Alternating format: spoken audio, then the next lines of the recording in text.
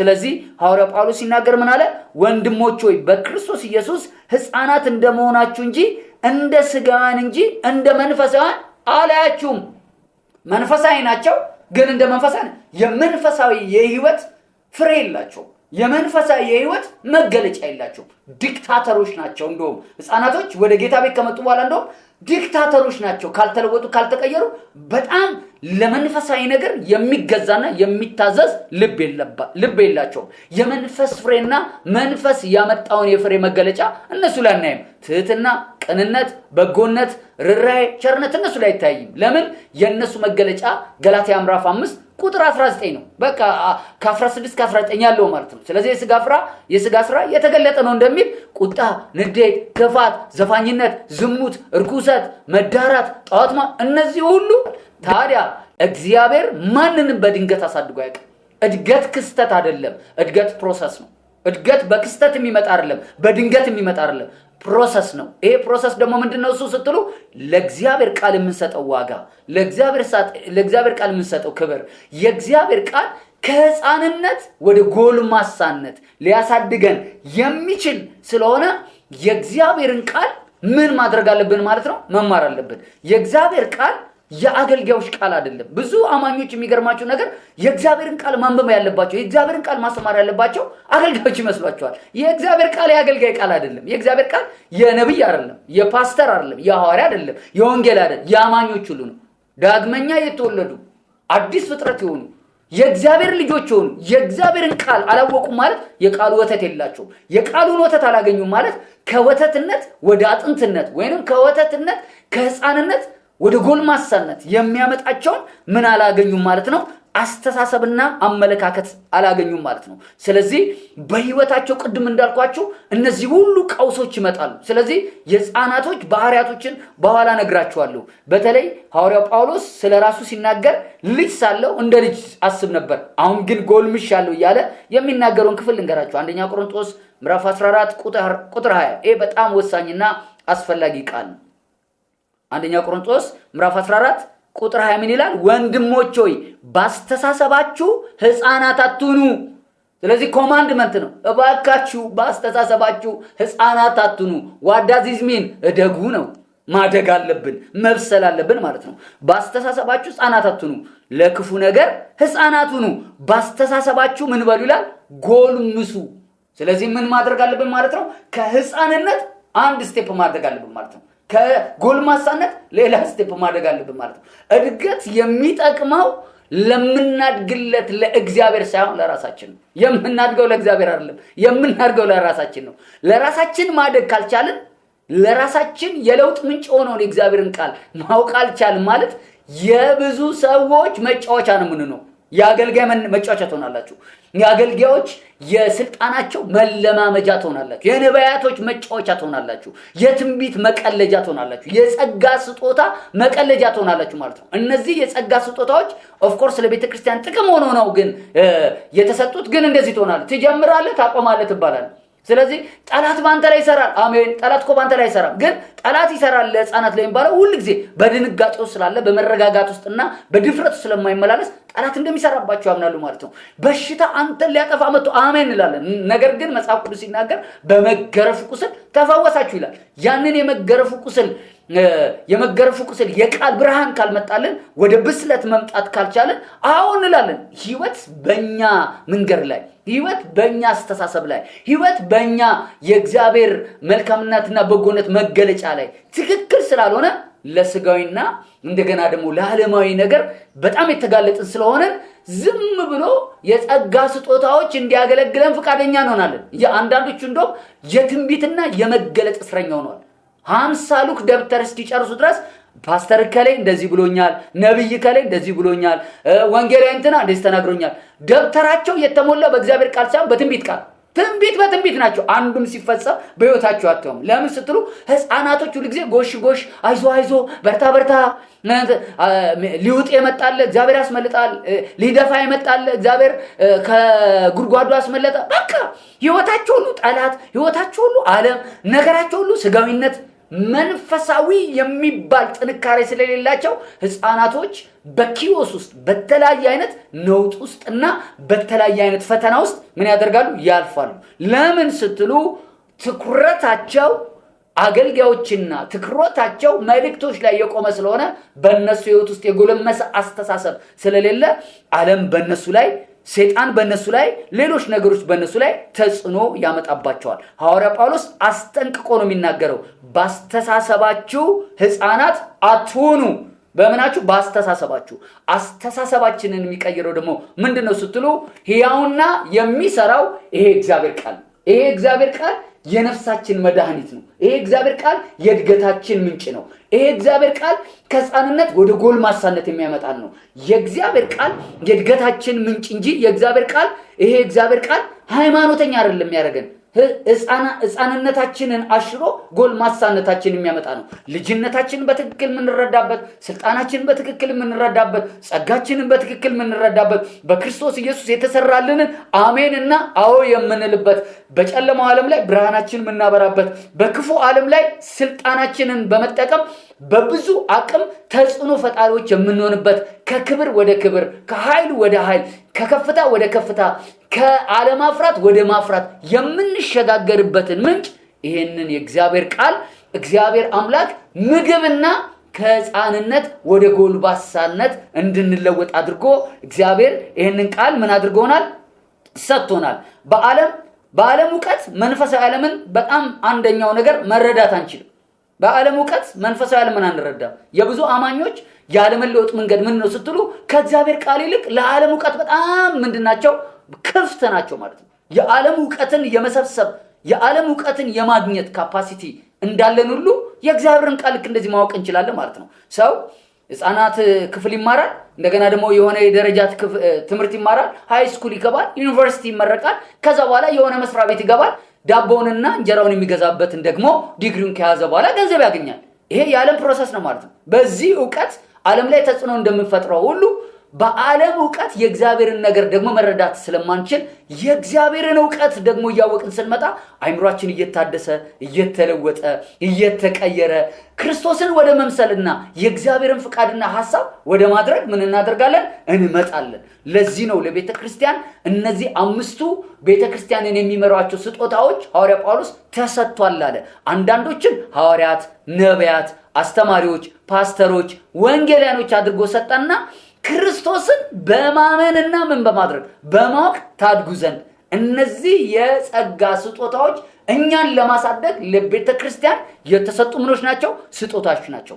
ስለዚህ በዓለም ዕውቀት በጣም ፐርፌክት ነን፣ መንፈሳዊ ሕይወታችን ላይ ግን በጣም ብዙ ችግር አለብን ማለት ነው። ዓለም ላይ አንድ ኢንጂነር በጣም የሚገርማችሁ ነገር ሚስማር መጥቶና ቦሎኬት ደርድሮ ገንዘብ ያገኛል። ትዳሩ ላይ ግን ሲቸገር ታያላችሁ። ጤንነቱ ላይ ግን ሲቸገር ታያላችሁ። ቢዝነሱን በአግባቡ መምራት ሲቸገር ታያላችሁ። ለምን? መንፈሳዊ ነገር የሚተረጎመው በዓለም ዕውቀት ሳይሆን በመንፈሳዊ ዕውቀት ነው። ይሄ መንፈሳዊ ዕውቀት ይሄ ወይንም መንፈሳዊ የእግዚአብሔር ቃል ሆሊስቲክ ነው። ስፒሪቹዋሊ፣ ሜንታሊ፣ ፊዚካሊ ሼፕ አፕ ያደርገናል። ለዚህ ዓለም በረከትና እዚህ ዓለም ላይ ደግሞ ተጽዕኖ እንድንፈጥር ምክንያት ይሆንልናል። ስለዚህ በዓለም ዕውቀት መንፈሳዊ ዓለም መረዳት አንችልም። የመጀመሪያው ነገር የዓለም ዕውቀት ዳቦ ያመጣል። መንፈሳዊ ዕውቀት ግን ሆሊስቲክ ነው። ውስጣችን ይቀየራል፣ አእምሮአችን ይቀየራል። ስጋዊ ዓለሞቻችን ላይ ደግሞ ተጽዕኖ እናመጣለን። ያ ማለት የእግዚአብሔርን ፍቃድና የእግዚአብሔርን ሐሳብ አገልግለን አውቀንም ተረድተንም እንድንመላለስ ያደርገናል ማለት ነው። የሕፃናቶች ባህሪ ምንድነው ካላችሁ በጣም የታወቁና ወሳኝ የሆኑ ሐሳቦች መጽሐፍ ቅዱስ ይዟል። በተለይ ስለ ሕፃናት ባህሪ ለማወቅ ዕብራውያን ምዕራፍ 5 ቁጥር 13 አለ፣ ገላትያ ምዕራፍ 4 ቁጥር 1 እንደገና ደግሞ ኤፌሶን ምዕራፍ 4 ቁጥር 14ም ልክ እንደዚህ አለ። ስለዚህ የገላትያ መጽሐፍ ላይ ሐዋርያ ጳውሎስ ለገላትያ ሰዎች ሲጽፍላቸው በጣም ትልቁ አደጋ የመጀመሪያው ክርስቶስ ኢየሱስን ተቀበሉ፣ እንደ ግል አዳኛቸው ኢየሱስ ክርስቶስን ከተቀበሉ በኋላ በዚህ የክርስትና ሕይወት መመላለስ ጀመሩና መሀል ላይ ግን ማደግ ሲያቆሙ አይ በጸጋ ብቻ አይደለም በሕግ ነው ማለት ጀመሩ። አይደለም ሕግን ጠብቀን ነው በእምነት መመላለስ አንችልም አሉ። ስለዚህ ሐዋርያ ጳውሎስ ማን ነው እናንተ ላይ አዚም ያደረገባችሁ እያለ ይጽፍላቸዋል ማለት ነው። ምክንያቱም ማደግ በሚገባቸው ጊዜ ላይ ስላላደጉ ሊያድጉ የሚችሉበትን ነገር ይነግራቸዋል። ስለዚህ በገላትያ ምዕራፍ 4 ቁጥር 1 ላይ ምን ይላል? እኔ የምለው ይህ ነው ይላቸዋል ሲጀምር። እኔ የምለው ይህ ነው። ወራሹ ሕፃን እስከሆነ ድረስ ሀብት ሁሉ የእርሱ ቢሆንም እንኳን ከባሪያ የተለየ አይደለም። በጣም ነው የሚገርመው። ወራሹ ሕፃን ነው አለ። ስለዚህ አንድ የቤተሰቦቹን ሀብት የሚወርስ ሕፃን ልጅ የቤተሰቦቹን ሀብት ምንም አባቱ ብዙ ቤት ቢኖርም ልጁ ግን መውረስ አይችልም። ብዙ መኪና ቢኖርም ሕፃን ከሆነ እድሜው ራሱ ከ18 ዓመት በላይ ካልሆነ መኪናውን መንዳት አይችልም። የቤተሰቦቹ ሀብት በጣም ብዙ ቢሆንም ልጁ ግን ካላደገ ባላደገበት ነገር ቤተሰቦቹ መንግስት የማይወርሰው። ለምን? የቤተሰቡን ሀብት መውረስ የሚችለው በሕፃንነት ሳይሆን በጎልማሳነት ነው፣ በማደግ ነው። ማቹር ማድረግ አለበት ማለት ነው። ማቹር ካደረገ በኋላ ወራሽ ይሆናል። ይሄ ሐዋርያ ጳውሎስ ሲጽፍ ወራሹ ሕፃን እስከሆነ ድረስ ሀብት ሁሉ የእርሱ ቢሆንም እንኳን ከባሪያ የተለየ አይደለም። አባቱ እስከወሰነለት ጊዜ ድረስ በጠባቂዎች በሞግዚቶች ስር ነው። ልክ ቅድም እንዳልኳችሁ ማለት ነው። ስለዚህ አንድ አማኝ ካላደገ በክርስቶስ ኢየሱስ የተሰራውን በረከት መካፈል አይችልም። ጻድቅ መሆኑን በትክክል ካልተረዳ፣ የተባረከ መሆኑን በትክክል ካልተረዳ፣ ስልጣን እንዳለው በትክክል ካልተረዳ፣ በብርሃን እንዳለ በትክክል ካልተረዳ እንዳልኳችሁ ቅድም ሞግዚቶች ያስተዳድሯቸዋል። ሞግዚቶች ማለት አገልጋዮች። ስለዚህ እናውቃለን በሚሉ አገልጋዮች ይወረሳል። እናይላለን በሚሉ አገልጋዮች ይታመሳል ማለት ነው። እንረዳለን በሚሉ ሰዎች ግራ ይጋባል። ቢኮዝ ሞግዚት ነው የሚያስተዳድረው። አላደገማ። ካላደገ ባላደጉ አገልጋዮችና ባልበሰሉ አገልጋዮች የተተረማመሰ ኑሮ ውስጥ ይገባል። ለዚህ ነው ብዙ አማኞች ሰምታችሁ እንደሆነ እንትና አገልጋይ እንደዚህ ብሎ ነበር አልሆነም ይላሉ ማለት ነው። ስለዚህ ትኩረታቸው በሞግዚታቸው ስር ነው ማለት ነው። አላደገም። ባላደገ አገልጋይና ባላደገ አማኝ መካከል በሁለቱ መካከል ጥፋት ይመጣል ማለት ነው። ስለዚህ ሐዋርያ ጳውሎስ ሲናገር ምንድነው እሱ? ሞግዚት ስር ሕፃን ምንም ወራሽ ቢሆንም ማለት በሞግዚት ስር ይሆናል ነው የሚለው። እግዚአብሔር ደግሞ ምንድነው የሚፈልገው? በእሱ ስር ነው። በእሱ ስር ነው። እግዚአብሔር እሱ ሊመራን ይፈልጋል። እሱ ሊያስተዳድረን ይፈልጋል። ስፔሻሊ በቅርብ ጊዜ ደግሞ እንማራለን። በእግዚአብሔር መንፈስ የሚመሩ ሁሉ እነዚህ የእግዚአብሔር ልጆች ናቸው ተባለ እንጂ በአገልጋዮች የሚመሩ የእግዚአብሔር ልጆች ናቸው አይደል? እግዚአብሔር በአገልጋይ እንድንመራ ሳይሆን እንድንማር ነው የሚፈልገው። ቃሉን እንድንማር ነው የሚፈልገው። እውነቱን እንድንማር ነው የሚፈልገው። ብርሃኑን እንድንማር ነው የሚፈልገው። ብዙ አማኞች ግን መመራት የሚፈልጉት በሰዎች ነው። ግን ሐዋርያ ጳውሎስ ለሮሜ ሰዎች ሲጽፍላቸው ራሱ በእግዚአብሔር መንፈስ የሚመሩ ሁሉ እነዚህ የእግዚአብሔር ልጆች ናቸው። እያደግን ስንሄድ መንፈስ ቅዱስ ይመራናል። መንፈስ ቅዱስ እንደተባረከ ይነግረናል፣ እንደጸደቅን ይነግረናል፣ ስልጣን እንዳለን ይነግረናል፣ ፍሬያማ እንደሆነን ይነግረናል፣ አገልጋዮች ለመሆን የሚያስችል ብቃት እንዳለን ይነግረናል፣ በክርስቶስ እንደተቀባን ይነግረናል፣ ዓለም ላይ ተጽዕኖ ፈጣሪዎች እንደሆን። አያችሁ፣ መንፈስ ቅዱስ እኛን ሊመራን ይመጣል፣ እኛን ሊመራን ይፈልጋል። ካላደግን ግን ሌሎች ይመሩናል ማለት ነው። ስለዚህ ሐዋርያ ጳውሎስ ለነዚህ ሰዎች ለገላትያ ሰዎች ሲነግራቸው አባቱ እስከወሰነለት ድረስ በጠባቂዎችና በሞግዚት ስር ይሆናል። ህፃናቶች። ስለዚህ ህፃናቶች በጣም የሚገርማችሁ ነገር በጣም ብዙ ባህሪያቶች አሏቸው ማለት ነው። ስለዚህ አንደኛው ባህሪያታቸው ምንድነው? እሱ አንደኛው ባህሪያቸው የተከፈለላቸውን የህይወት ዋጋ ስለማያውቁ ዋጋ እየከፈሉ ይኖራሉ። የመጀመሪያው ህፃናቶች የህፃናት ባህሪ በክርስቶስ ኢየሱስ የተከፈለላቸውን ዋጋ ያውቁ። ዋጋቸውን ስለማያውቁ ዋጋ እየከፈሉ ይኖራሉ ማለት ነው። እየተንከራተቱ ነው የሚኖሩት ከቸርች ወደ ቸርች፣ ከቦታ ወደ ቦታ። ስለዚህ እነዚህ ህፃናቶች ዋጋ እየከፈሉ ይኖራሉ። አሁን ዋጋ ከፍለን የምንኖርበት ምንም የህይወት አናኖር አልተሰጠንም። ክርስቶስ ስለኛ ዋጋ ከፍሏል። ለጨለማይ ዋጋ ከፍሏል፣ እሱ ብርሃን ሊሰጠኝ። ለበሽታዬ ዋጋ ከፍሏል፣ እሱ ጤንነት ሊሰጠኝ። ለመርገሜ ዋጋ ከፍሏል፣ እሱ በረከት ሊሰጠኝ። እሱ ከእርግማን ዋጀን ይላል። ስለዚህ በረከት ሰጥቶናል፣ እርግማን ተወስዶ። እሱ ፈውሶናል፣ ስለኛ ቆስሎ። እሱ ጨለማን አባሮ ብርሃን ሰጥቶናል። እሱ የልጅነት ስልጣን ሰጥቶናል።